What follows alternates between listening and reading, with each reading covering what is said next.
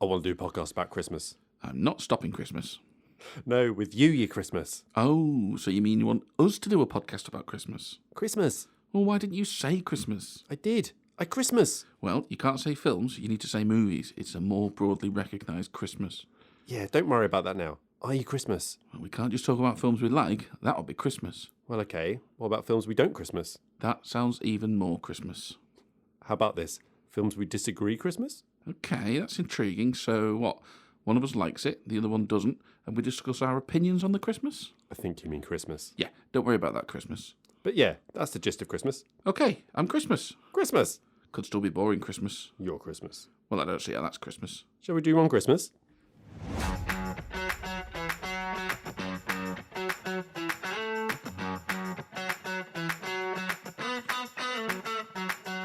Hello and welcome to Movie the Needle, a podcast where two complete amateurs haphazardly dissect a film that one of us likes and one, well, not so much.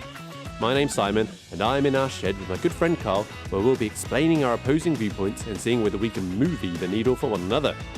This week, we continue our Christmas block of episodes by discussing the 1993 Henry Selick directed claymation musical, Shrunken Heads and Sandy Claus Ensue. It's Tim Burton's A Nightmare Before Christmas.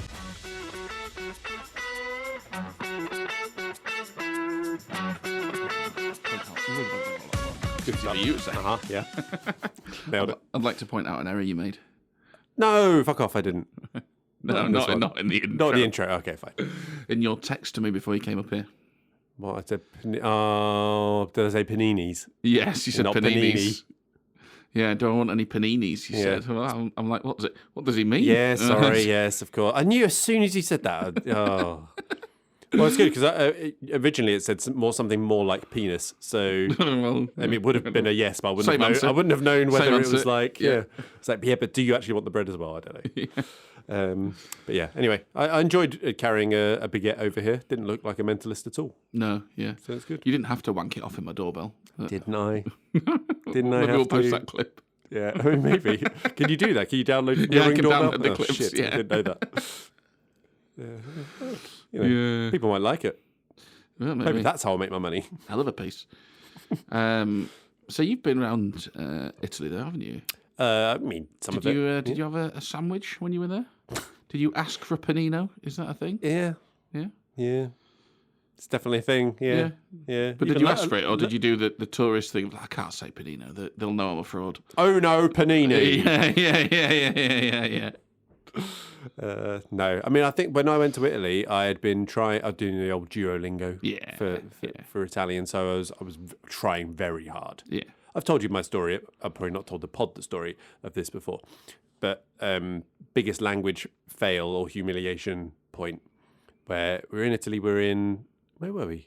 I think we're in like Lake Como or somewhere like that, and went to an ice cream shop or a gelateria, as they like to call it. When in Rome.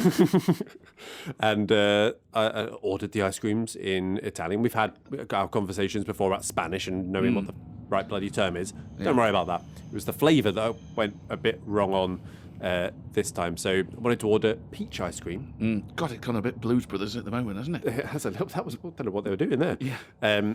Peach ice cream, yeah. Yeah, so I went for ordering Emma peach ice cream. So I was ordering on her behalf like a real man. What's that in Italian? Well, It's melocotone I think it's probably in Spanish. pesh or something like that. Not pesca, which would be fish. Yes. So I ordered fish ice cream, and the man by fish ice cream. You ordered fish ice cream, and then like some schoolgirls behind you. Yeah, fish ice cream does sound bad. Yeah. Something like. I mean, it's been a while since I've actually spoken Italian, so those two words could not be right, either of them. But they kind of look a bit similar and sound a bit similar. So I was basically just chastising myself for the rest of the holiday. And then we go, no, it's funny, it's a good story. It's like, and that's the last time I spoke Italian. yeah. Absolutely ruined it after that. I don't think peach is melocotone in Spanish. What's melocotone? Is that apricot or something? Oh, I don't know. It's a good word though. Well, the only reason I'm now doubting myself is because Spanish slang for breasts is peches. Oh. Peaches, that sounds right, doesn't it? Peches. Bit Shakira, small and humble. Yes. Yeah. Does she say peaches in that? No. Maybe in the Spanish language version. Who knows? Yeah, right. Let's see what. No, yeah, it is melocotton. Yeah, That doesn't make any sense then. Yeah, it doesn't. Maybe there's different types of peach. Who knows? You watched any movies since we last talked? No, I haven't. No. I was going to tell you a funny language story though. Oh, go on. Similar to what you just said. So, a friend of mine, he knows who he is, listener to the pod, came back from. Oh, where was he? I think he'd just been to Spain. He just been away to Spain, and he said, "Do you know the Spanish for tip? You know, like when you're giving a tip." Yeah. To which I just straight out the back just went propina, which victory for Duolingo. Thank you very much. Yep. And he went, "Yeah." It's not what I said. He'd googled it and everything. He looked up. No, he'd said consejo, which is like a tip as in advice. Oh, right. So he'd spent all week getting the bill and going like, "Puedo agregar una consejo?" Like, just give you a little bit of advice there, chief. Right? And getting all of these funny looks, like, yeah. And then eventually, he said, like, deep into the holiday, one of the waiters was like, "Yeah, that's not right. It should be this." And the thing that really annoys me about that is because that's really funny. And then when I went on holiday shortly after that, despite knowing the correct word, when I want to do the same thing, all I've got in my head is his fucking story. And I drew it, oh, shit, I've done it now. So, yeah. So then you had to give them some advice. Yeah.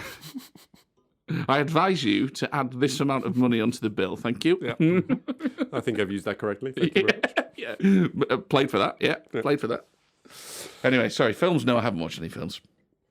No, me neither. I almost put on a movie whilst writing the notes for this movie, but then I recognised quickly the follow it was because I was spending ages deciding the right type of movie to watch whilst writing notes on another movie.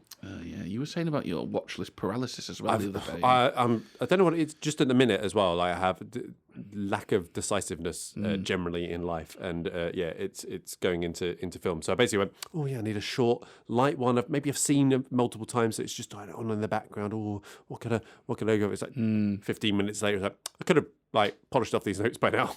Yeah. So I just went fuck it and just cracked through. Yeah. And then got tired and went to bed and then did it in the morning. I sort of know what you mean because I'm in a similar spot. Maybe it's coming off of that run of watching 25 films in a couple of weeks or whatever. Yeah. But last night, it sort of got to 10 o'clock. I thought, I'll watch a film. And I thought, I can't be bothered. I'll play Rocket League for a bit instead. So I did that. And then it got to maybe 11. And I thought, what will I do now? Maybe I'll watch it. I don't really want to watch a film at this time. Maybe I'll watch a documentary. Ooh.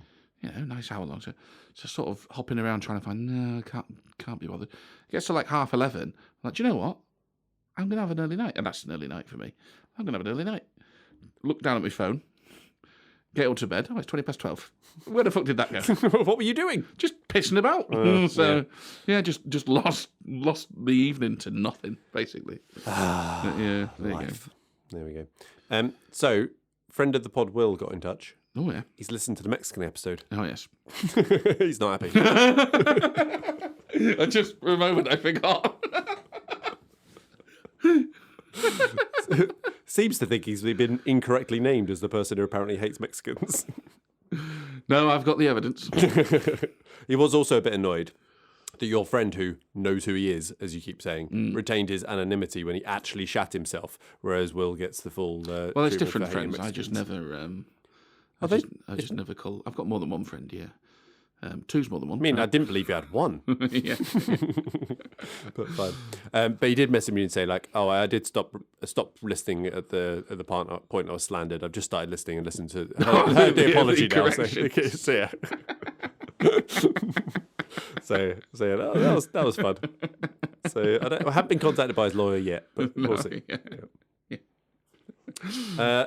Speaking of apologies and corrections, anything that you want to apologise for, or making me re-record the last part of the last section of the last episode because you somehow managed to not record it? No, I don't want to apologise for that. Okay. I think, do we need to apologise to Chris Christopherson's family? Oh shit, is he dead? Yeah. No, we didn't kill him. Was he in our game? Did we curse him? Oh, I don't know. I mean, I think you put the note in to say dead Chris Christopherson. Yeah, well, yeah. I know we've mentioned him a few times for like casting. Was he? He might have been in our game, you know. He might have been in our game. I mean, that's quite a delayed reaction, Chris. Yeah. Well, I mean, I don't know. When did you put this in? I think it was probably quite a while ago, actually. Yeah, 30th September you put that in. So he's been dead since 2019. Okay. Sorry. Yes, soz on that. I'm sure he's written a nice country song about how sad it is. I need to do a quick correction. Okay. I don't think I mentioned this last week. Relates to the Mexican pod, actually. We just mentioned it. When we were doing top 3 that have a country in the title. Yes. No, nationality, right? Yes, nationality, quite right. And I mentioned American Beauty, I think I put in number 3. Yes. Well, I've rewatched that. Oh, right. Yeah, as part of the Oscars thing. Doesn't make it. No. What would you replace it with then? Do you know, I can't remember. We both had American. Do we have? I think did you have Flight American of the Phoenix Psycho was an honourable mention of mine. So that Flight of the Phoenix can't be right. Huh? That's no, not that's different. nationality. Yeah, that'd be a different city episode. Yeah. Yeah. That'd be in Bruges episode. That one. Yeah, it was the city. Yeah, not sure. I'll find out by opening up my Mexican notes. All right, but American Beauty has been excluded. Yeah, from at least the top 3. Weird, and I mean we'll talk about this when we get round to it, but in our episode. But I think that won the Oscar. American Beauty. Oh yeah, because this is from the year that you watched. The year after. That's right. Yeah. My notes are terrible, so I wrote down lots of films and must have picked my top 3 on the fly. So I know American Made will have made it in there. Of course. American Psycho, is that it on must your have list? been American Psycho. So you were just 3 Americans. That was very I know, unimaginative of you. I did. Well, I tried to do the nymphomania. Oh, yeah, you did, yeah. Volume 1. Cool. Yep. And, of course, Indian Jones and the Last Crusade. Yeah. Maybe put that in there. African Queen. Maybe African Queen was on there. American Graffiti. Ooh. Is African a nationality? Well, as much as American is, surely. Well, if you're from America. The United States of America. Yeah, but you're American, right? Yeah, I guess you'd say that. If you're from the continent of Africa, you are African, but it's not your nationality. Oh, well, I'll go with American Graffiti then. So it is 3 They're Americans. 3 Americans, regardless. Boring, isn't it? There's a lot of Americans in film titles generally, though. I mean, all about themselves. Yeah, so there you go. Carl? You thirsty? Oh, I mean, I'm just finishing another beer, but yes, it's time to unveil the Christmas-themed, I assume, ale. Was that not what you were going for? Because we could not drink. No, it's fine. You just said you'd be thirsty. I was like, well, I'm not thirsty now. I was, then I had a beer, so I'm fine. All right. What we got? Oh, it's a can. Oh, it's 2 cans. Now, as we know, you don't like dark beers. Yeah, well known by all. But this is a dark film, at least in Christmas film terms. Sure, yeah. So we've got a stout. Excellent. I mean, oh no. Yeah. Which is by Love Lane Brewery. Oh, not familiar. Yeah, Liverpool, is it? And it's their Christmas pudding and custard stout. Oh, I mean, I like both those things. Excellent. Love Lane Brewery. Dark crystal and carafa malts. Magnum hops. Sweet and vanilla on the nose. Nutmeg, custard and caramel palate. With a smooth, sweet finish. 18. It's got the IBU on it, Carl. Rare. 18. Yeah, 18. Whilst we pour this out, a little callback to a previous episode as well, that's more relevant for this time of year. The price of Lego.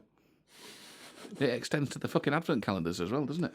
Oh, you got a Lego advent calendar? No, the youngest wants a Lego advent calendar. You don't get a lot of Lego in the Lego advent calendar as well. Like 30 quid? Yeah. It's 30 bastard quid? just buy some Lego, buy one of those blank... well, you say that, calendars. but then we have to go back into the price of Lego, don't we? Yeah, but that's I'll buy some Mega Blocks. Quid. You can get like one for like 10 quid, right? Surely. Yeah. So 30 quid, I think the cheapest I found it is like 26 quid or something. Maybe a couple of quid under that. But like you say, for what you're getting. Yeah. Well, old Ted's on the corner, our favourite nemesis, no longer nemesis, is doing a competition to win box of Lego. I'm just like, right. worthwhile. It's worth the investment. If I It can is get worth on an this. investment. What's the entry fee? You have to spend £6 to get a Cheap ticket. half the price. Yeah. Fucking. Yeah, so that's the youngest. I've no idea what the eldest wants in their advent calendar. Fucking gold bullion, presumably. They grow up quick, don't they? Yeah, there you go. I remember I used to have pictures on my advent calendar. I loved it. Oh, I never had that, but we had You had chocolate straight away? Yeah, we had chocolate straight away, but it was the proper cheap shit. Oh, yeah. Calendar chocolate. Oh, yeah. Kinnerton, I think, makes them Kinnerton. And do you know what? Bloody loved it. Yeah. So I did move on to the chocolate one as a child, but I definitely remember just the pictures. Like, yeah, it's Jesus. Yes. It's a robin. It's a ship in this one. It looks a bit like Jesus. But I still loved opening it. Yeah. But yeah, we still have you used to have an advent calendar. Funny you should say that because the Virgin Mary had the same confusion. But there you go. Right. Anyway. Advent calendar. Do I still have an advent calendar? Yeah. I used to get the beer ones when you could get them imported from Germany at a reasonable price. Yeah. Pre-Brexit, it has to be said. And then they shot up in price, and now they're just obviously not profitable anymore, so they're not sold. Yeah, you can still get the beer advent calendars and the nice thing about the German ones though is it was beer you wouldn't get over here, and German lager is generally pretty consistent as well. So we just do we've got a one you fill up every year kind of thing. So you get your box of your celebrations or whatever. Yeah. Put a couple of chocolates in each of them, and away you go. Well, yeah, there we go. How's the beer? This beer smells very, very nice. Tastes not bad either. Excellent. Okay, so let's introduce the film for this week. And we are continuing our Christmas block, the second of our 4 Christmas episodes. And it's The Nightmare Before Christmas. Before we get to our opinions on said movie, a quick reminder of our ratings, a simple 5-point scale. You either really like it, you like it, you're ambivalent, you don't like it, or you really don't like it. So, Carl, where are you on the scale? Ooh. Oh dear. I think it doesn't feel right saying I really don't like it. Oh. Right. It doesn't feel right saying that because it's a Christmas film, it's a kids' film, but as I'm writing my notes, he really doesn't like it. I just really don't like it. And like not in a sort of vitriolic way. Yeah. But you just don't like it. Really? I just don't like it. I think let's go with that. I really don't like it. Why not? Fuck it. You can always move. Yeah. And I'll take it as a win. Well, So me, I like this movie. I like it. Carl, what don't you like? Uber Eats. Right. Okay. Any? Well, really, it's all of those fucking food courier services. It costs you more, and you get a worse service. And on top of that, before we even get to the actual realities of it, just the pure idea is shit because of those reasons. But then when it actually goes wrong, which is often, they've somehow managed to create a world where nobody is responsible. Like any delay or problem, you just get the restaurant and the courier service pointing at each other while they count your money. Ridiculous. Just as a quick bit of podcast admin, if, in the unlikely event that we get big enough to get sponsorship and Uber Eats is one of those sponsors, you'd still read it out, right? Oh, yeah, God. Yeah, cool. Yeah, just checking. Yeah, I want to see where your moral compass... Deliveroo, Just Eat, any of them. Cool. Yeah, good.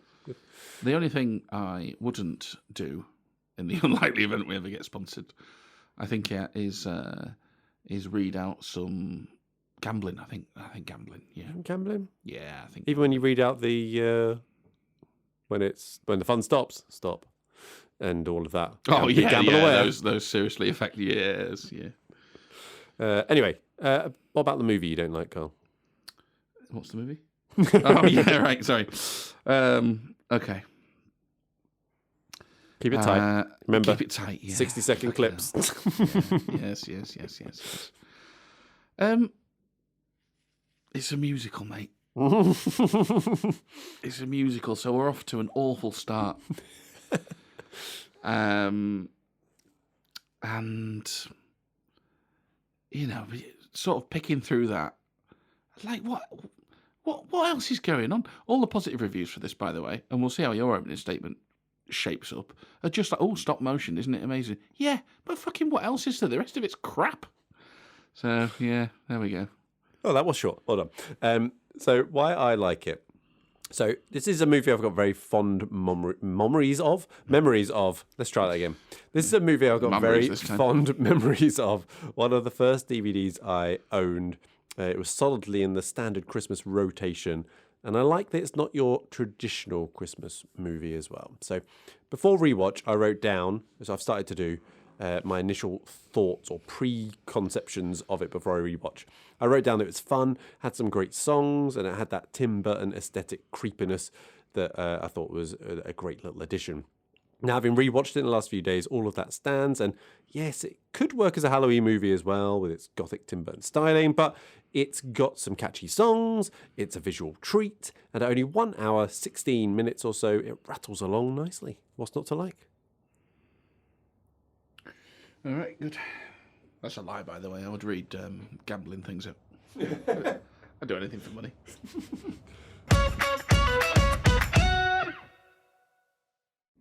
Okay, move things onto the cast. And as we're doing a animation or a clay animation or a claymation, appraising voice talent mainly here. So some are familiar, some not. Are we appraising singing talent in this as well? I mean, I don't know how this is going to work. Well, I haven't written down Elfman for Skellington. You've not written him down? No. Oh, interesting. So you've written down Chris Sarandon?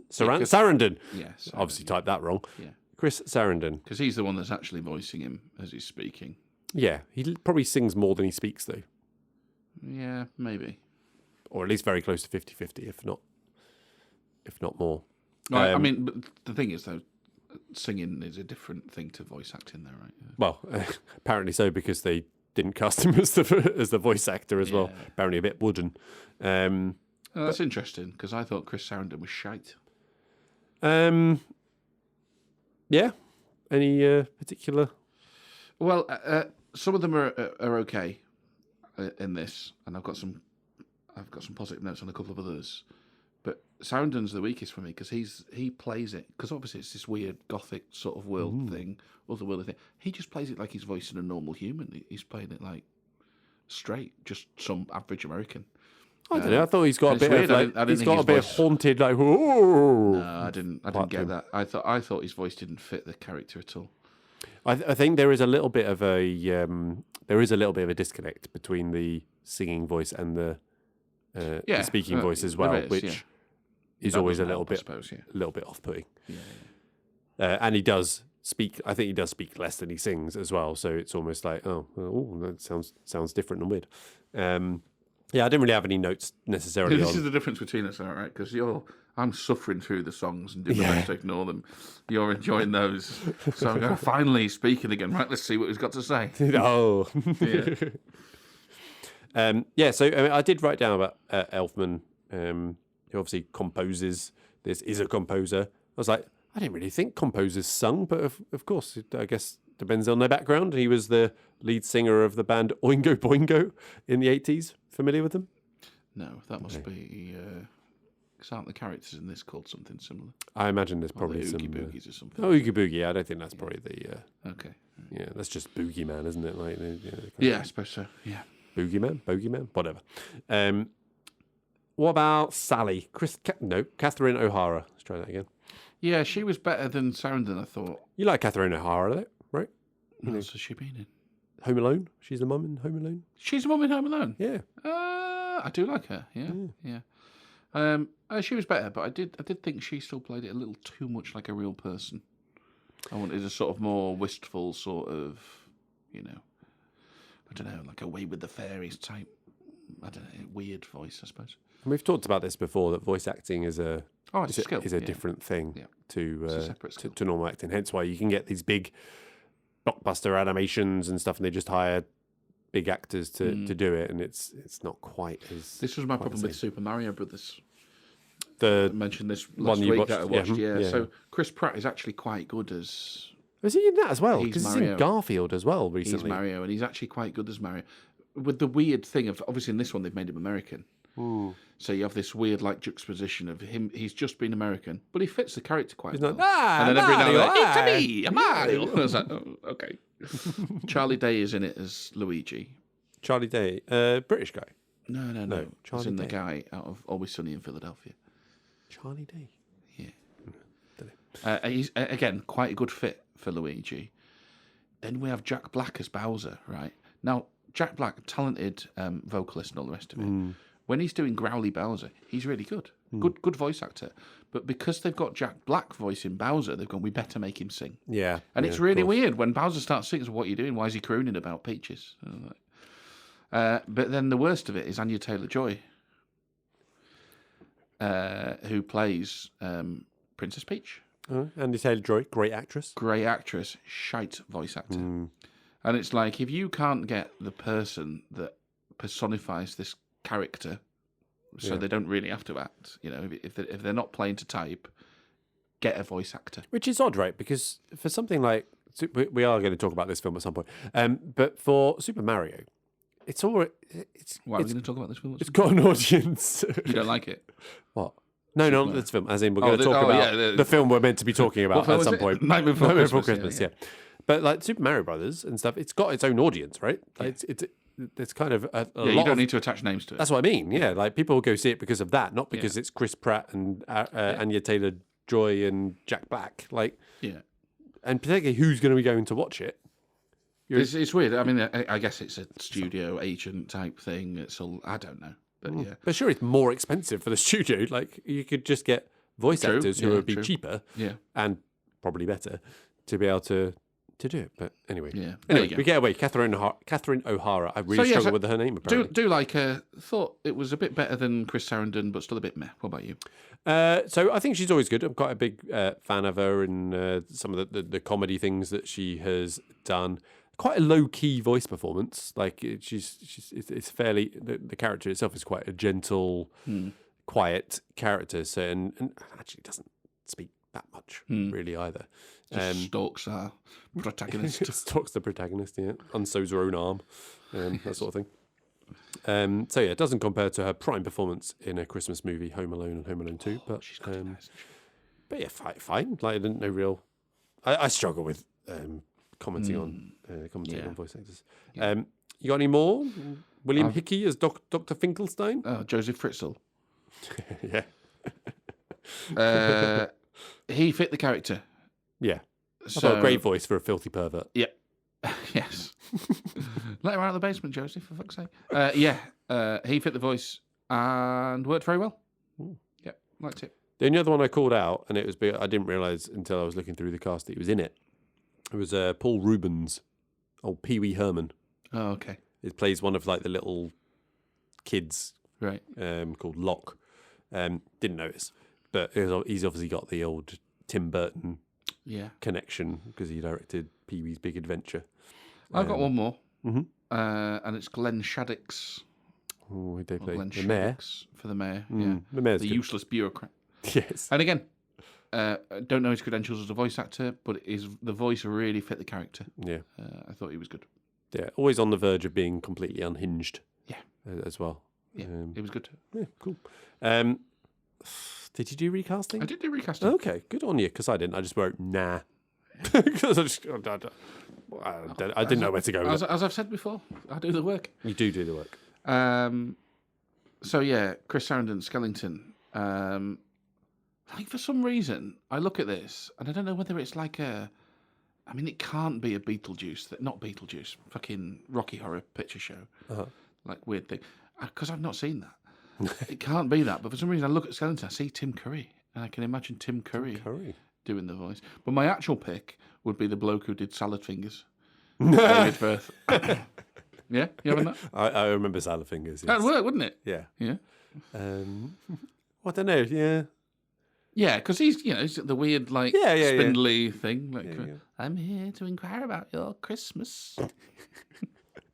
Then I must leave. I'm going to have to go home and watch Salad Fingers. But first, I'm going to caress this rusty kettle. It's all there. And then watch the badger. Yes, mushroom. Well, that's Weeble stuff. That's different. I was watching it all at the same time, though. This was all at the same time of my life. So him, David Firth, I think. Salad fingers. Is that his name, David Firth? Yeah. Yes, Catherine O'Hara for Sally. Again, I don't know if this is just a Tim Burton thing, but Helena Bonham Carter. Oh, yeah, get her in. I love Helena Bonham Carter as well. Yeah. I reckon she'd be a good voice actress, actually. Yeah, well, you could see her playing this character, like in a live action movie, right? Yes, yeah, I suppose so. So I feel like she'd just do that in the voice booth. So I think she'd work. Similarly, Joseph Fritzl. What was his name? I don't actually have his Finkelstein, Dr. Finkelstein. Yeah, right. Willem Dafoe. Oh, yeah, good call. Yeah, that is a good call. He looks like Willem Dafoe. It's essentially the role he's played in Poor Things. Oh, I've not seen Paul. I've still not seen Poor Well, Things. there you go. He's Fritzl in that. And then Glenn Shaddix, the mayor. Adam Blumenfeld. Alan Blumenfeld. Sorry, not Adam. Alan Blumenfeld. He is an actor, and he's done various bits and pieces over the years. If you look up his IMDb, I'm sure you'll have seen something with him in it. I don't think he's a lead. But I'm casting him because of his voice work in the game Grim Fandango. Did you ever play that? No. It is a superb game, and I would love somebody to make a film out of it because absolutely ripe for it. It's like an RPG, sort of a film noir vibe set around Mexico's Day of the Dead. Superb. But Alan Blumenfeld plays a character called Glottis in that, and he would be perfect for the mayor character in this. Nice work. You didn't name any of your usual suspects either, which is... No, look, I mean, of course Emily Blunt could be Sally, but you can't get past Helena Bonham Carter on this occasion. Yeah. Sorry, Emily, you missed out this time.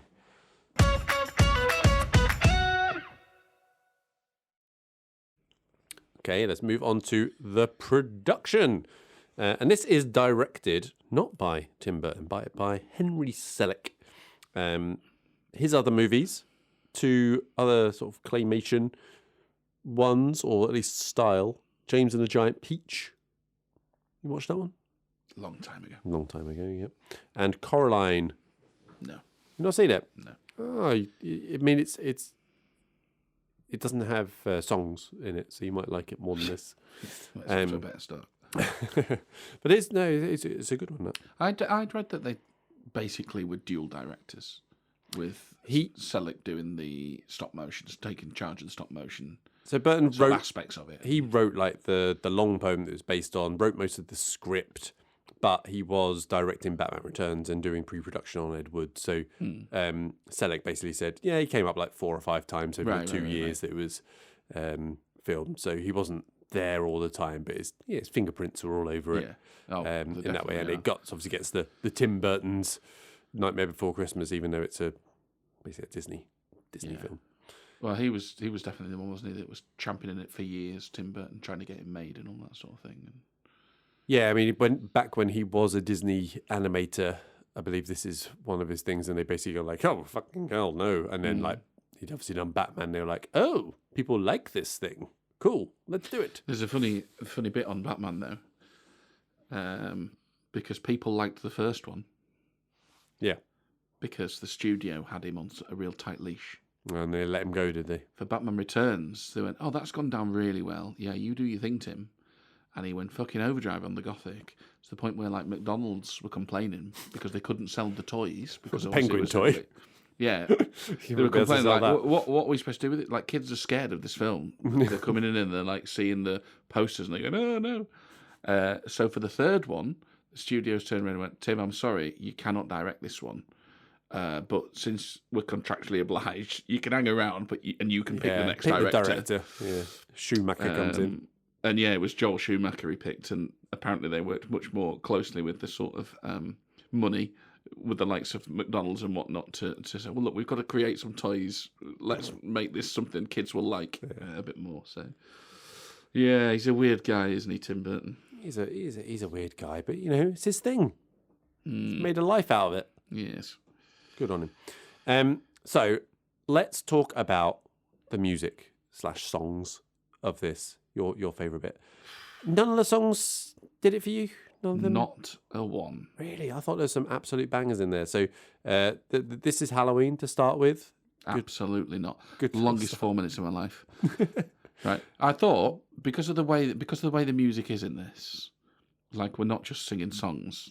They're it's a basically musical. singing the script. Yeah. It's a proper I know you musical. say it's a musical, but there are different flavours of the songs in musicals. This is like the West End musical, right? Where essentially the songs are a way to progress the story and the plot and stuff, and then there's a little bit of normal acting in inverted commas in between.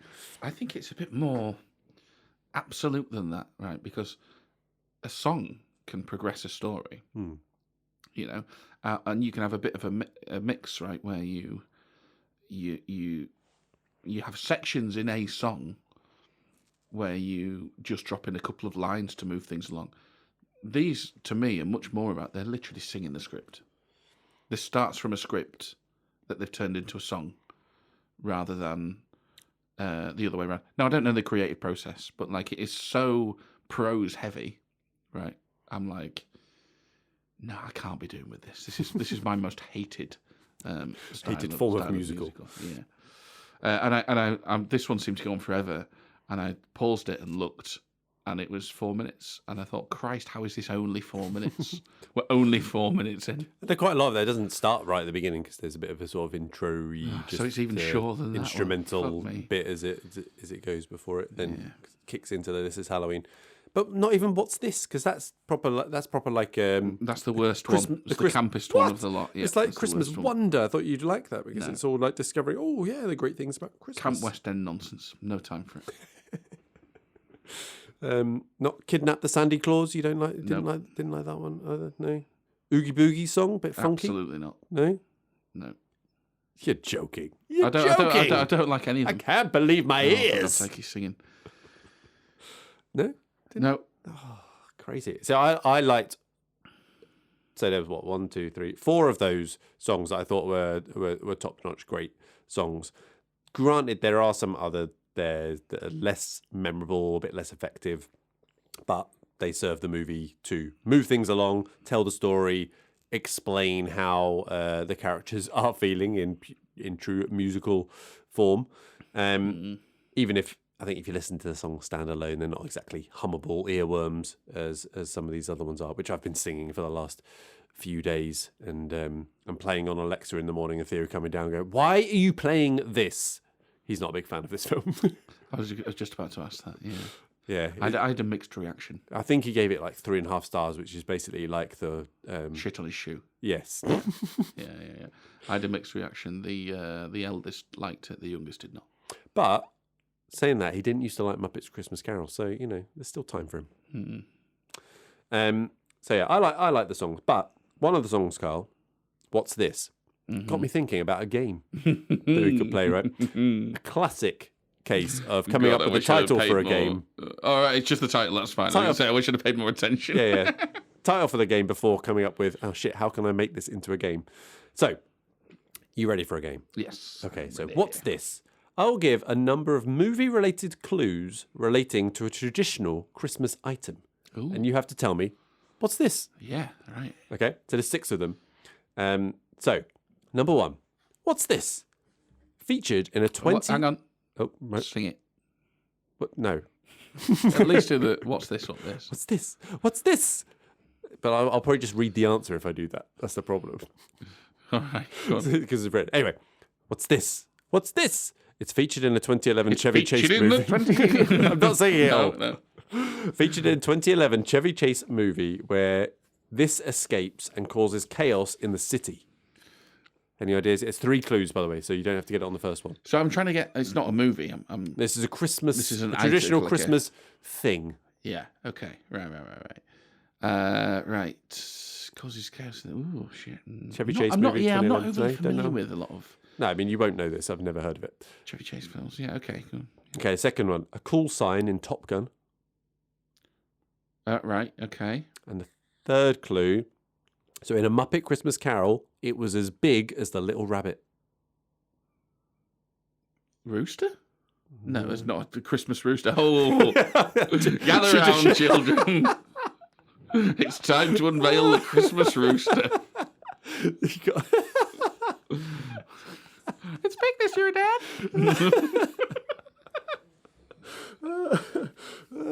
Christmas cock-a-doodle-doo. Right, okay, what else have we got? It's obviously it's not Iceman, Christmas Iceman, that's worse than Rooster. It's like a snowman, but it's an Iceman. Yeah, exactly. What's the bloody the instructor's call sign? Oh, him. What's his name? Oh, I don't know. Go on. What is it? Goose. Goose. For fuck's sake. So in the 2011 Chevy Chase movie where this escapes, it's the movie Goose on the Loose, which I need to find this film. Of course, it's a goose escapes in the city Christ. and causes chaos. I mean, come on, I'm there. Right, you ready for the second one? Yeah. What's this? What's this? William Shatner might go for a long walk to see one of these in a series of movies from the late 70s to mid 90s. All right, well, we're Star Trek surely there. Yeah. So, what is the Christmas item? Or a Christmas themed thing? Yeah, I mean, I'm going a Starry Night, the star on the top of the Christmas tree. You know, so the second clue, King Kong has one of these at 7018 Hollywood Boulevard in Los Angeles. Oh, that's just, yeah, okay, we're stars, we're stars. And Lady Gaga and Bradley Cooper gave birth to this. A Star is Born, okay, right, a star. You got a star, well done, you got that one. What's this? What's this? The title of two films from 2000 and 2015. The first, a paranormal thriller directed by Sam Raimi, and the second, a psychological thriller directed and starring Joel Edgerton. Ah, shit.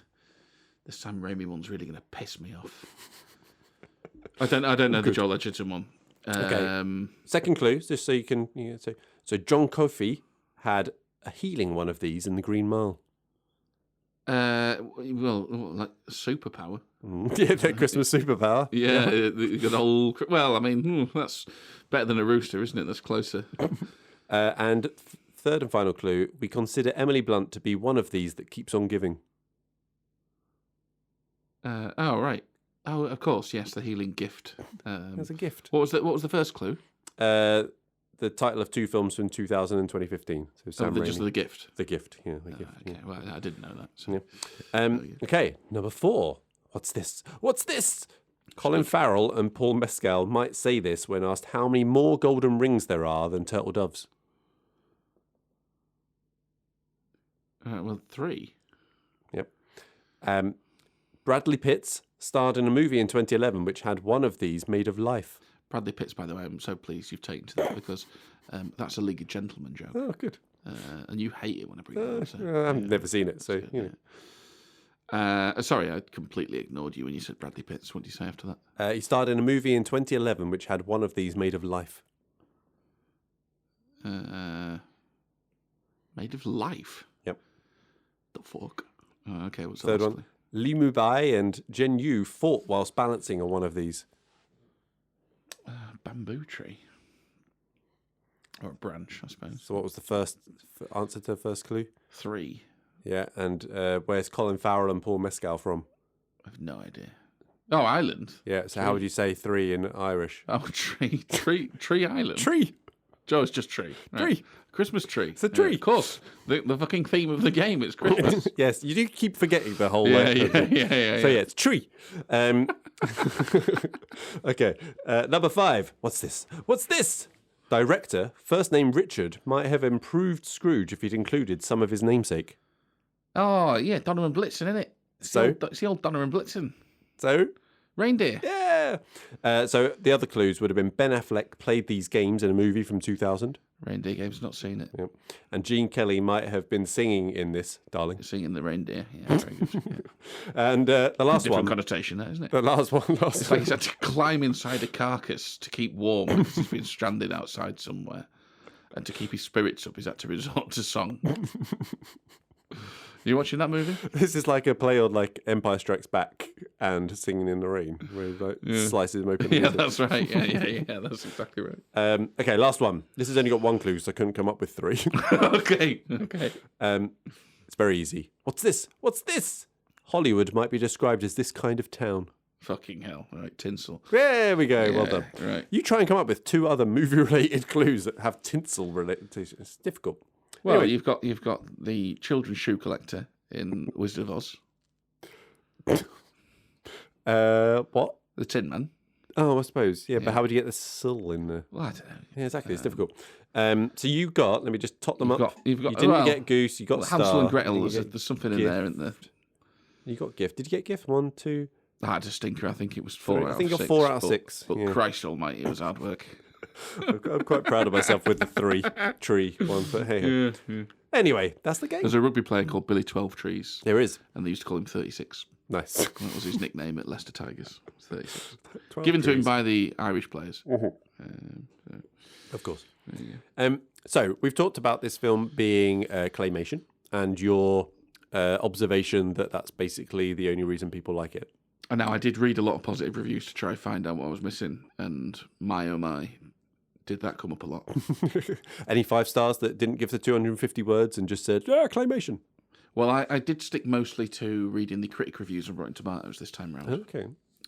Because it's got like a 96% rating on Rotten Tomatoes. I don't look at Rotten Tomatoes, but obviously we'll come to the... And I was like, I saw that, I was like, Jesus Christ, seriously? So I went over there and read these critic reviews. So they met the quota. Turns out, though, a lot of different ways of saying they love the look of this film. Yeah. I mean, the look of it is, it's quite, it's distinctive. It is a great looking film, I think. Great looking film? I think that's subjective. I did not like the way this film looked. It stresses me the fuck out. So, talking about claymation, though, it always astounds me whenever I ever read a little bit about a claymation movie and how it's actually made and how long it takes. Yeah. And it's just like, it took, 100 people 2 to 3 years or something to make this. Yeah. And it's 100 and... No, it's what? No, in 100 minutes. It's an hour and 18 minutes.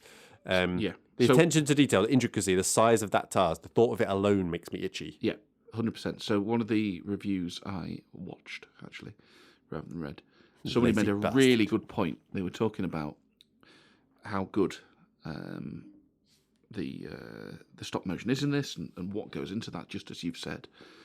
And the observation I quite liked was, so these days we're doing computer-generated films instead, right? And she made the point that because the computer is doing so much of the heavy lifting these days, it's not like drawing it frame by frame, right? Yeah. Like you used to do. And I don't know exactly how that drawing and animation frame by frame crossed over into the CGI world. It may have started as that originally, but it's not that now. You're building, objects in an environment, and then you're moving that object around, so on and so forth, right? And the computer's doing a lot of heavy lifting. And her point was, with something like this, those details do not exist if you don't do them. So every single thing in there, it's been somebody's job to painstakingly go over for each and every frame to make sure it's where it needs to be and all the rest of it. That's not happening with the computer-generated stuff, and it's getting far less attention to detail because it's easier to not concern yourself with that stuff. So it is definitely a technical feat, no doubt about it. Yeah. But does it look good? All right, so let's talk about the design, the character design, and all of that. So this is what I consider is one of its real strengths, right? It's and I accept none of it is necessarily subtle, but I think it's kind of different, and I like it. It's quite cool for me. I like it. So firstly, let's talk about Jack Skellington. Okay, main character, designed a bit like a Daddy Longlegs crane fly.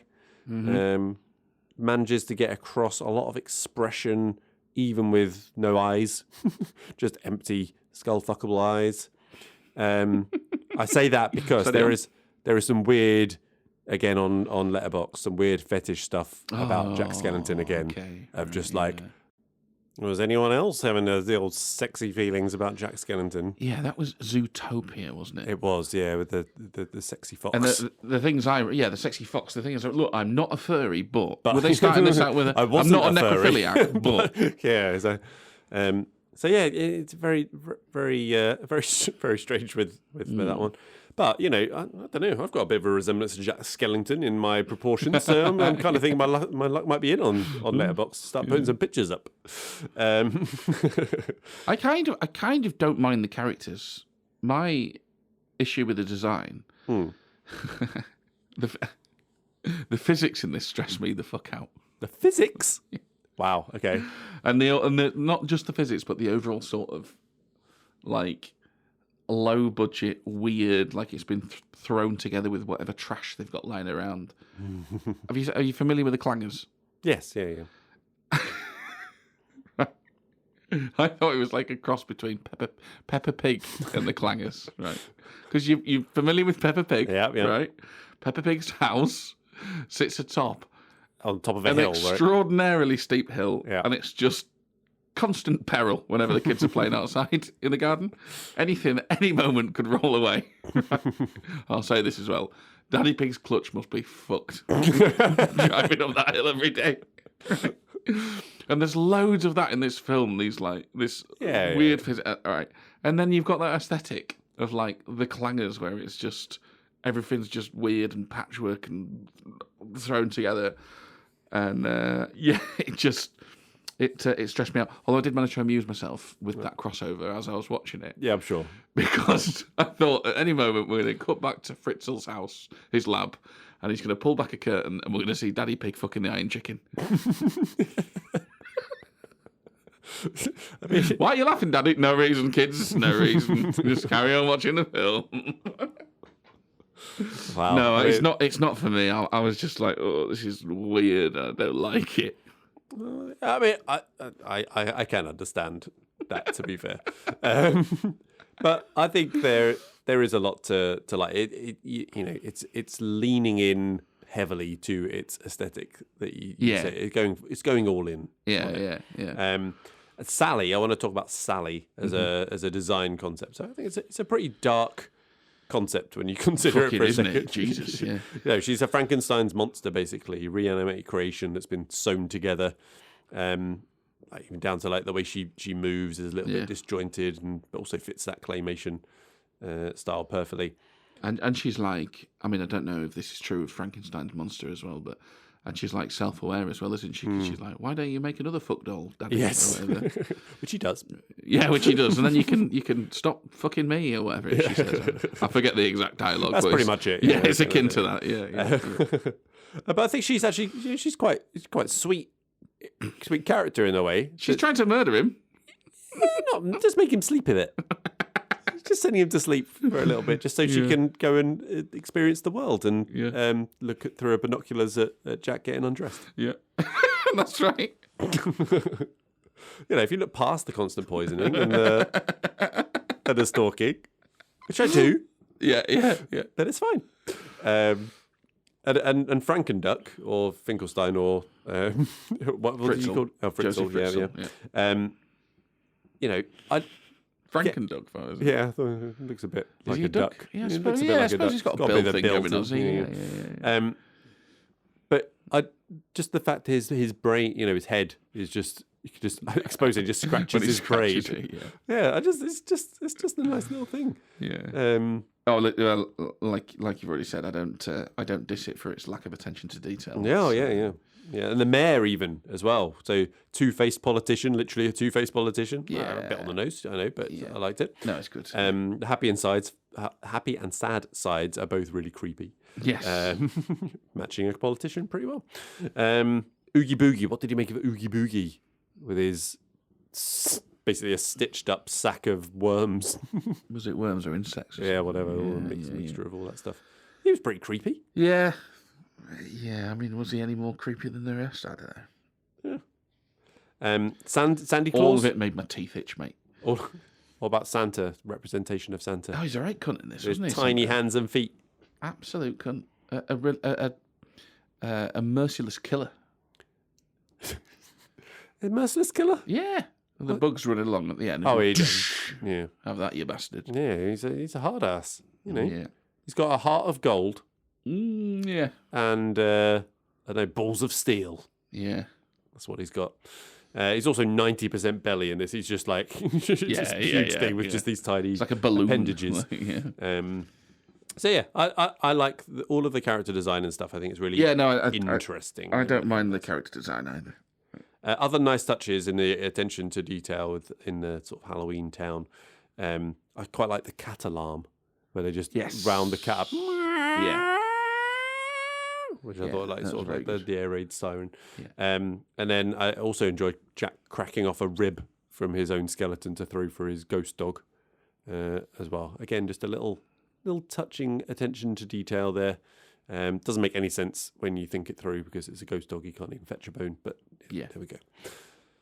You got anything else on production? Best thing about the production, the decision to make it short. Love it. I mean, you can't argue with a film that's an hour and 16 minutes long or whatever it is. Yeah, merciful. That's what I thought. But you think of the Wallace and Gromits and stuff. It's similar. Like you don't make a 3-hour length stop motion film because it would literally take you 10 years. Well, I mean, it does. Doesn't it? Yeah. So it makes a lot of sense. But equally, we talk about computer animation because of how easy. I'm putting it easy in inverted commas here because obviously there's still a degree of skill and talent involved in all of this. But relatively speaking, it then takes away a limitation from you, which means you can go, well, great, I can make a 2.5 hour animation. Brilliant. Yeah. Whereas with this, you're like, well, shit, we need this to be just over an hour, feature length, just about kind of thing, right? Which means then that drives, okay, well, it needs to be a sort of a tight story. We can't go off on loads of different tangents and things like that, which is why I like a short film because it kind of drives that to that kind of brevity, straight to the point, get rid of all the bells and whistles. And if you're a talented filmmaker, you can actually do that and make that effective. And I think you'll see all these bloated movies going on for 2.5 hours, 3 hours that just all they needed was some editing in the script and in the movie, in the cut itself. Yeah, agreed. I mean, you're obviously more positive on that aspect than I was. I was coming from the point of view very much of mercy. But you're not wrong. Where does this sit in terms of, do you consider it a Christmas film? Because I know there's some argument just like, well, is it a Christmas film? Is it a Halloween-y film? Kind of thing, I don't think it's a Halloween film. I mean, Halloween film isn't really a category either, is it? I don't know. You have horror film. You don't have a Halloween film. Yeah, I suppose so. I think it's not a horror film. I think you can make the case for Halloween films, I think. But no, I think this is a Christmas film. He wants to be Christmas, for God's sake. He's kidnapped Santa. Yeah. Give you any warm Christmassy feelings? No. You're Mr. Christmas. Yes, which is why I dislike this so much. Anything else on production? No. Alrighty.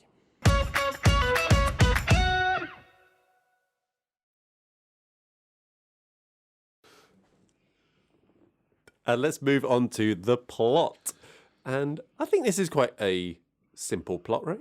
A man who has reached the top of his game seeks further challenge and meaning in his life, becomes obsessed with wanting to emulate something somewhere else with negative consequences before the redemption and realization that what he had already was pretty great and be happy with who he is. Okay, all right, that's interesting. No? Well, the plot as a whole, conceptually, sure. I'm happy with it. Yeah? I've got some issues with the execution. Go on. Well, we've already touched on Fritzl and his sex slave. I mean, you didn't like that. Well, I think someone should check on Tim Burton. Hashtag him and all. Someone should check on Helen Bonham Carter. Well, yeah, poor girl. I've written down that Skellington is a cunt. Because I've said on the face of it, he's a kind-hearted guy who wanted to bring joy for the reasons you've just said. Yeah. Misguided. But the reality is he's a selfish prick. He thought he could figure it all out and didn't bother to actually ask any of the people he was forcing his version of Christmas upon what they wanted and what they felt about it. Because it was never about them. It was about him and him being bored. 100%. Yeah. I mean, I think that's fine. And then, as we've already touched on, I've also got Sandler's a cunt too, a merciless killer. You're going to cut that one up. Sandler's a cunt. So, interestingly, the points you raised there, I think that touches on one of the major themes of this movie. Poor change management. Yes. Change management is hard. Yes. I genuinely think this could be a great parable in the working world for how poorly executed change can backfire. I won't waste your time there, no one will listen. Well, that's also a good parable for change management. Yeah. To be fair. Just don't even try. Yeah. And actually, to disagree with my assessment of Skellington, if we were to take Henry Ford's wisdom... I like how you're using his surname as Skellington. Yeah, and it would take Henry Ford's wisdom. He said if I'd asked people what they wanted, they'd just had faster horses. Yeah. And where would we be then? So maybe he was right. Yeah. If that's a heartwarming Christmas film, I'm not quite so sure. Well, we'll see where Halloween went the next year, you see. That's the big thing. That would be the proof of the pudding, wouldn't it? Yeah. But they're all like, oh, wow. Yeah, I think I would contest that doth not a lovely Christmas film make. But there we go. Interestingly, talking about that, Disney had planned a sequel for a number of years, and Burton's basically just vetoed it as much as he possibly can, because he's just like, no. I'd imagine he wants to leave this alone. Just leave it. Yeah, exactly. Like, it's been successful. No one's noticed. What do you think that's it? Yeah. I think he's probably weird enough to care about it. Yeah. But I like it when films don't get sequels. It's nice. Yeah, that's refreshing. Not isn't needed. Other themes beyond poor change management.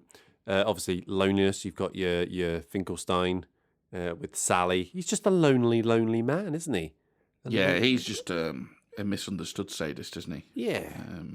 Once he makes his perfect clone of himself, he's well happy. Yeah. Till he murders her in the sequel and goes on a rampage. Yeah. But general search for meaning, be happy with who you are, and all of that. Grass isn't always greener. I wonder if your kids did they get any messages from this? Any apart from Santa's a cunt? Well, like I said, my youngest didn't like it, and I didn't ask my eldest. They came to this through a YouTuber who has introduced the characters to them because there's some creative sort of art channel that they watch. Ooh. So they'd already introduced the characters to them. So I think they just liked seeing the characters doing what they're actually doing. I would have to ask as to whether. Another thing, it's not really a big messagey film. Like we talked about this with like Zootopia and the message. It was and joking aside, a bit more blatant with what they were trying to do with this. Yeah, and joking aside, that's why plot ends up being a bit of a weak point for me because, like, I do understand the attraction to the aesthetic of this film, as we touched on in production. I get all that, but and I don't like that, but that's a a subjective thing. The plots, I don't see a lot else going on here because the plot, conceptually, sure, it doesn't end up feeling very heartwarming and Christmassy to me. I don't see a great redemption arc for Jack. We don't have to give him one because maybe we don't have to have the sort of soul in it. But then it's not funny enough either. If you want it to be this sort of obtuse sort of jaunt, I think it has to be funnier. I give you that. It's not a laugh out loud film. For me, it's one of those where you are watching it and then on rewatch you sort of see little different. It's it's the background things that are going on. It's kind of how they've done it and the little touches that are there. It's sort of lightly pleasant and amusing rather than they're not really jokes. Although on that note, I've got a note here which probably should have belonged in production, but it's a good time to bring it in. Frog's breath, that was funny. Frog's breath, yeah. Yeah, I like the idea of reaching for a jar, and there's not frog's breath inside there. There's just a frog with bad breath. Yeah, that was nice, solid. Yeah, but you said about it, getting the Christmassy feeling and all of that. I think I still got the sort of the magical Christmas vibes from it when Jack's delivering all of those presents, even if they are shrunken heads and snakes and stuff to all the children of Christmas Town, because you still get the thing of the secret delivery. Look on the faces, eh? Ooh. Yeah. Well, I did love the looks on their faces, to be fair. It was just with the turnaround with the shrunken head. Yeah. That was quite good. But then you have the race to save Christmas at the end. Kind of gets you that, again, the Christmassy buzz as everything sort of comes in. Ish. It's just Santa telling them the daft cunts. It's like, of course I can. I'm Santa, you buggers. Yeah. Leave it to me. You knows it. Yeah. But I think the biggest sort of Christmas buzz that I got was from the initial discovery of Christmas Town with the what's this thing, because he's just explaining everything that is great about Christmas. Yeah, I'll give you that. There is a bit of a romance subplot in here. Yes, that was weird, wasn't it? Yeah, but I quite liked how another movie would have gone deep on that side of it and gone into it. But who doesn't like a stalker finally breaks her man and finally get together? Yeah. Apparently, in the sequel, they're planning to have Babies. kids. I wonder what that would look like. The undead reanimated. You're soft in all the wrong thing and a places, for skeleton. God's sake. You've no rigidity. Mind you, how's she got any rigidity? I mean, he's He's only stuffed bone. it- He's stuffed only it pretty bone. well. Should be fine. No, I'm thinking of Sally. How's she? Yeah. Don't know. Anyway, You've seen her stuff in already, so. Yeah. So yeah, I thought it was a subplot. It wasn't a major bit. It ended in a nice little kiss on the hill. Cliff. No, I'm kind of with the, because I'm not enjoying the weirdness of it and that whole aesthetic. Yeah. I'm kind of searching for the, and you can go either way, right? We don't need we're talking about Christmas films here. We don't need every Christmas film to be a schmaltzy tale of this, that, and the other. You could just subvert it and be balls out funny instead, and we get our kicks that way. And it didn't do that either. So I'm sort of going, It's a third direction. I've got to suffer through the music, and then we're not even getting a heartwarming Christmas story out of it. Although I will give you the bit in the middle when he discovers the Christmas door in the tree, and that's all very nice stuff. Yeah, very nice.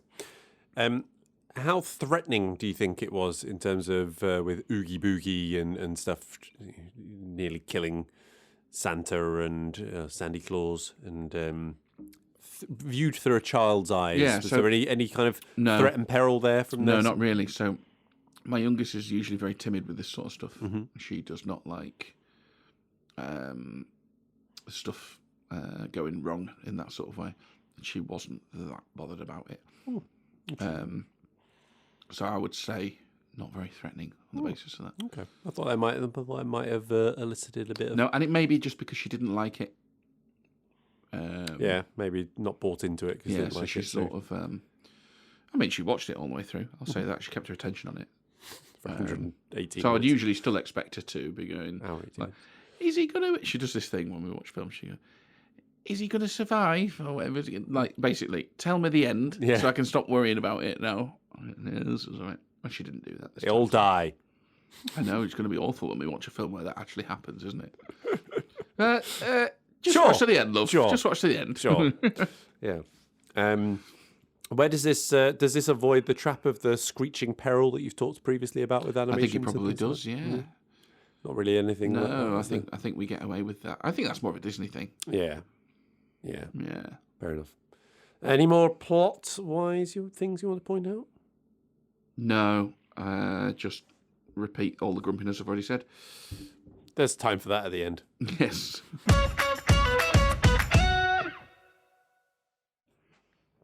Okay, let's go to any changes. So a section where each of us come up with our maximum of 3 changes. How many do you have, Carl?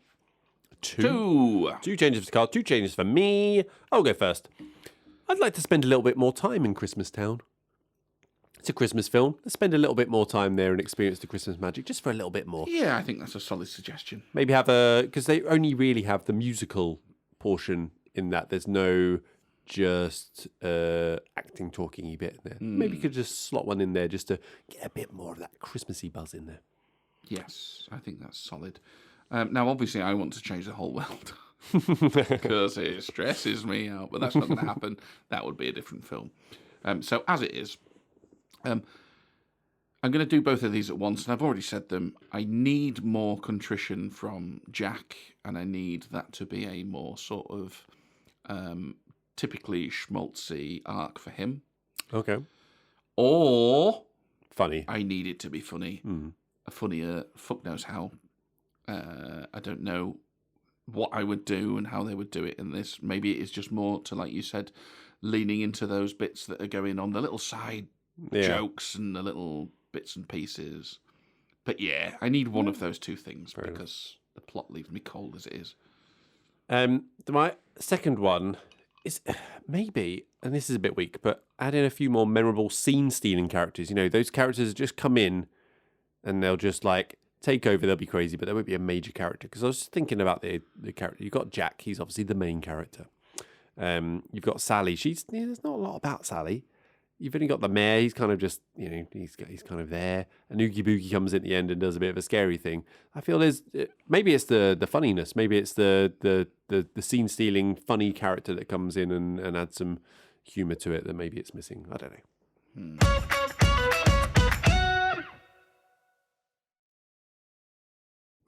All right, this is why you're wrong. Closing statement from each of us. Carl, do you want to go first or do you want to go second? I think I'll go second. All right. Okay, so I can honestly see why some people, including you, don't like this. A mate of mine called this a Marmite movie, and I think I might actually have to agree. And where I fucking hate Marmite because it's a bag of shit, I do like this. I do like this movie. So, although it is, that in that light category for me, I'm struggling to tell you that you're wrong as such. You're just unrefined, uncultured, and miserable. Yes, of course. It's a fair cop. Yeah, okay. I'm pretty... Confused is the wrong way of putting this. I'm pretty hung up on the good stuff for this. The praise it gets still all coming about from the production side of it. And that leaves me a little confused, not because I can't recognise that, but because is everybody really sat down and watching this and going, wow, it's just technically interesting. It's a bit of a feat for the stop motion. So therefore, this is a really enjoyable watch. I don't know, because I don't see much beyond that. And maybe that's just me not liking the weirdness. I don't know that I've necessarily missed much in plot from our conversation here. You did point out there is a bit more Christmas cheer in the middle there than perhaps I've given it credit for, and that's all good. But yeah, I don't find the message, and I don't find it fun, and it needs one of those things, I think. So what's this? What's this? Is it a needle move? What's this? What's this? What point you've got to prove? Why are you singing the Rupert the Bear thing? I don't. So, Carl, has your needle been moved? You were what? You were really... because I was hovering between I really don't like and I don't like. Yeah. And it feels wrong to say really don't like on a Christmas film. And I think I am going to lock it in at don't like, because it does feel wrong to say that. And I'll say this, definitely had more fun talking about it than watching the cunt. Yeah. It lasted longer as well. So let's go for don't like. So you can have that as a needle move if you like. Cool. I mean, I'm sticking with the like. I'm definitely not going up to the really like. It doesn't blow my socks off, but yeah, it's still on the regular in between Halloween and Christmas film rotation. And of course, that does rather shit all over the Marmite analogy, doesn't it? Because you either love it or hate it. We either like it or don't like it. Yeah. And there's a middle ground, as we've proved. There we go.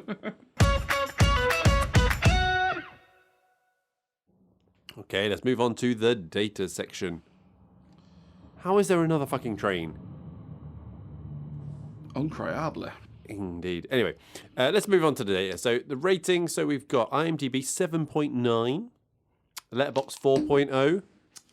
4.0. I've done it again. Why am I doing that? Very American. Yeah. 4. Just 4. Metascore, so the critics 82, so kind of a little bit above, but pretty much in the same range with the IMDb and the Letterboxd.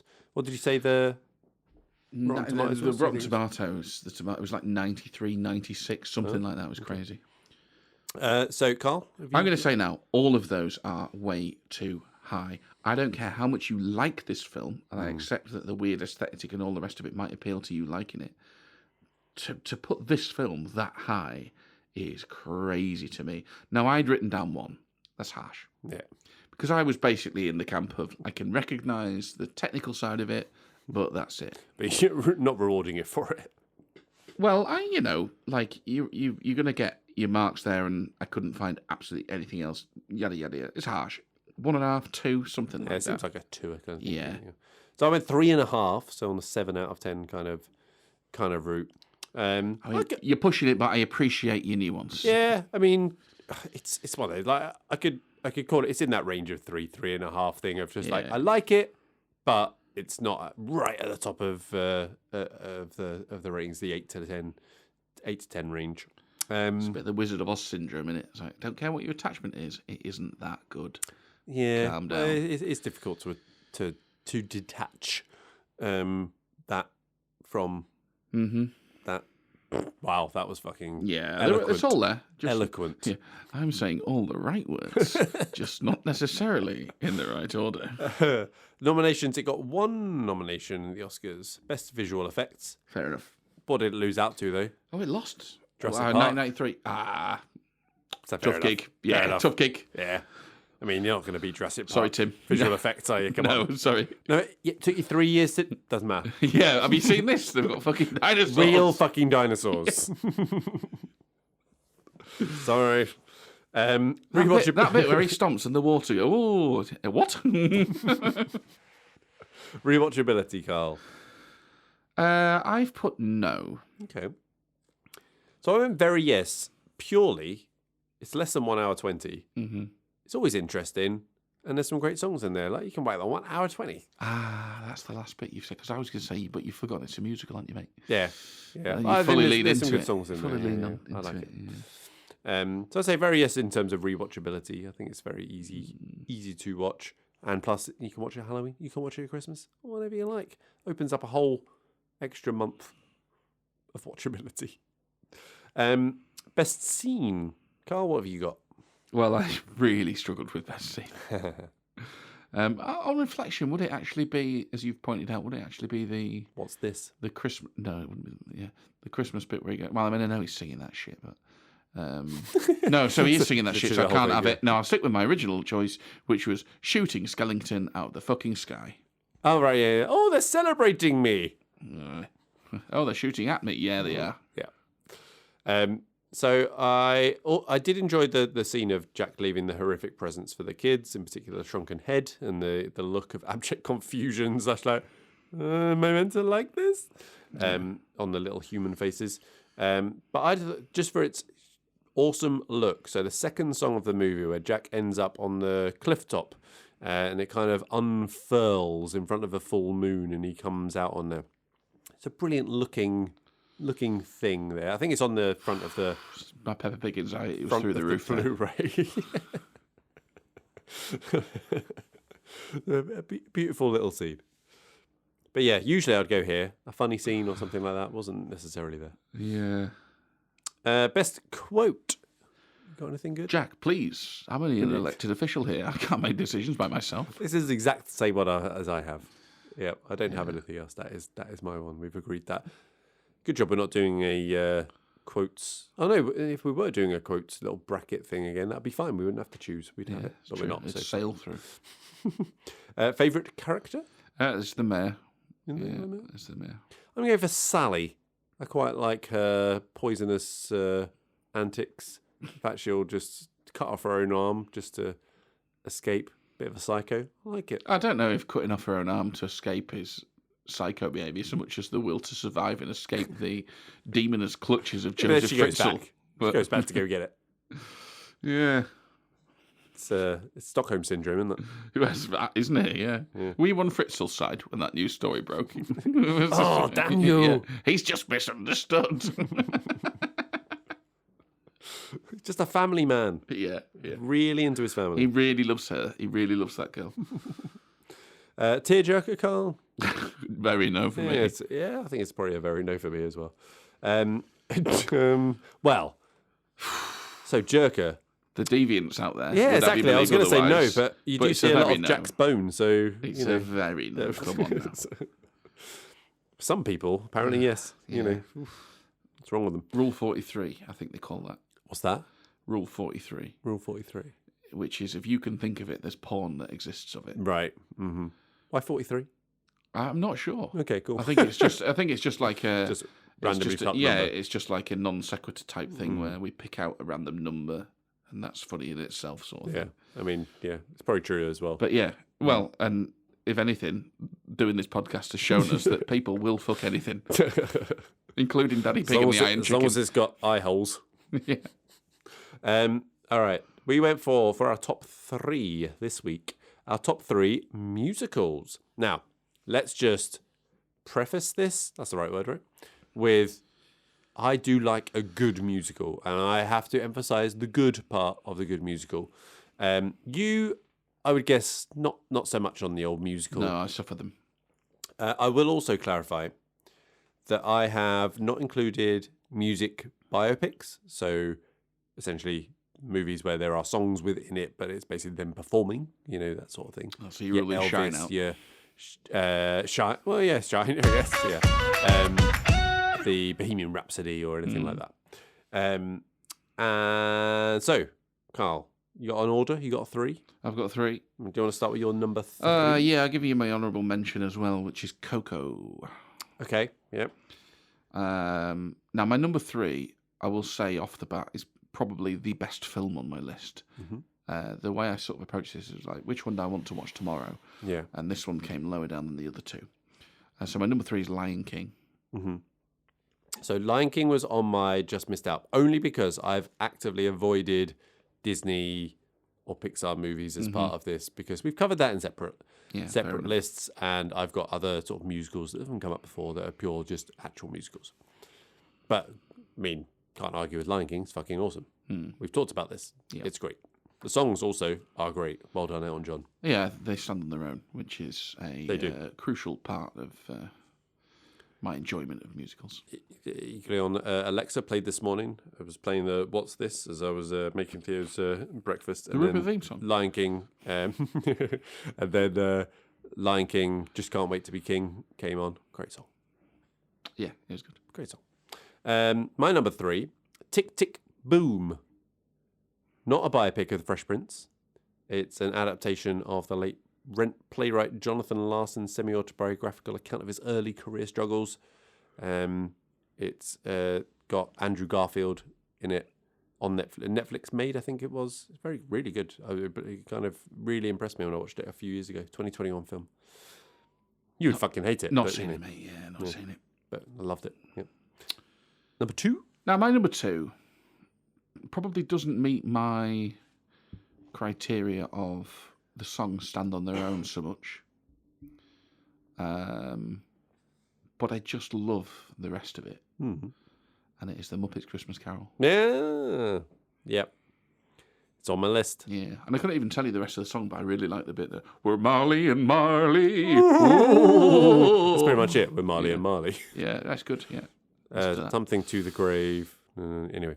Yeah. Oh, I can't wait. It's only a few weeks until I get to watch that again. Yes. You could watch it tomorrow. I could, but I watch it Christmas Eve. Okay, right. Yeah. It's the deal. So my number 2, The Greatest Showman. I know, I'm a basic bitch. Yeah, well, I don't mind The Greatest Showman. Some of those songs are quite good. Some of them do fall a little bit into you're singing the script here. Yeah. But a lot of them are just proper balls out songs. And it's not got that West End camp that a lot of musicals have got. I think so. Yeah. Don't mind it. Didn't make my list, but yeah, don't mind it. And your number 1, Carl? My number 1 is the Blues Brothers. Oh, okay, interesting. Which, again, I freely recognise isn't as good as a movie as The Lion King. Probably not as good as a Muppet Christmas Carol, but if I was going to watch one of these tomorrow, it probably would be that. I think that might be one of the big gaps that I have. Blues Brothers, it's one of those. Emma loves it. She keeps saying, have you watched it? I'm like, have I watched it? I can't remember. If you hurry up and watch it, we might be able to talk about it. No, maybe. My number 1 is the Muppet Christmas Carol. Yeah. Hey, we're doing a Christmas episode. Fuck you it. Can't argue with it. I'm putting it number 1. I love it. You can't. Always watch the unedited version on Disney Plus nowadays. Ooh. With the additional scene in. Which one's that? Where you actually see the conversation between Scrooge and his girlfriend breaking up, rather than just singing about it. So there's an whole extra scene about that's heartbreaking, which makes it a bit more emotional. Oh, really? Yeah. I'd recommend. Yeah, I'm not sure I've seen that version. Yeah, only has a few minutes. I don't know why they cut it out. It was a bit weird. I must have seen it at some point. Yeah. Okay. So yeah, the others that just missed out. So as I said, excluded music biopics, excluded Disney. So Lion King was there. Moulin Rouge, a bit of a sucker for a bit of Moulin Rouge. Watched that a fair few times. Calamity Jane. Ever watched Calamity Jane? No. This was one that I watched when I was probably less than 5. on holiday at my grandparents in Scarborough. Always seem to be watching it on repeat. I don't know why. Got right into it. No idea why. Haven't watched it since. But strong part of my early childhood memories for some reason. Is it as shit as Oliver? I mean, I don't know. I haven't rewatched it. It's kind of a Western musical, I think, if I understand right. If I remember right, so. I mean, you'd think so, Calamity Jane. Yeah. Chicago, it's fine. It doesn't make the list. The one that is great, but I couldn't put it on it because it's a filming of a stage show. So Hamilton. Have you seen Hamilton? No. Brilliant. But I just don't think it counts because it's just a filming of a stage show. It's not a film. But it appears on lots of lists when you look for like the greatest musical movies. It's like when they used to put Cats on TV. Not the horrible one with Dame Judy and James Corden. No one's going to put that on TV. No. Gaps, so I've already said about Blues Brothers. Singing in the Rain, I have seen that. That is always talked about as like one of the greatest musicals. I've seen it, but it didn't wow me in any way, shape or form. No, I've not seen it. I don't know. Maybe I should watch it. I still haven't seen Joker. Folie à deux. Apparently meant to be a musical. Not seen it yet. Can't imagine it's going to be. My friend was not happy at seeing that. He knows who he is. No. It was one of those where he said the pieces of music were very, very self-indulgent and didn't advance the story. You might like him. Maybe. I'm just scared it's going to undermine everything I said about it on the podcast. I think it might a little bit from what I've read, yeah. And then the other one, In the Heights. So that's one I've not seen, but I would quite fancy to see it. But yeah, that's it. Definitely not Wizard of Oz. No, well, that's on account of it being shite, isn't it? Yeah, mainly. Yeah, primarily that. You got anything else for us, Carl? Nope. Alrighty, then that is all we've got. So if we moved the needle for you, or even if we didn't, please do rate us, follow, subscribe, and give us a 5-star review wherever you are listening. It really does stroke the stocking of the algorithm and get us out there to a larger, less undead audience. Our Twitter and Instagram is MTM MoviePod. Our YouTube channel is at Movie the Needle. And you can also find our page on Facebook and some occasional TikTok at movie.the.needle. All details are in the show description, so please do follow and comment wherever you are. So from me and Carl, it's goodbye. Goodbye. I'm off to complete a thesis on the weird sexual appetites of reviewers on Letterboxd. Jack Skellington, animated foxes. What's next? Mocap Tom Hanks hobo? Actually, now you mention it.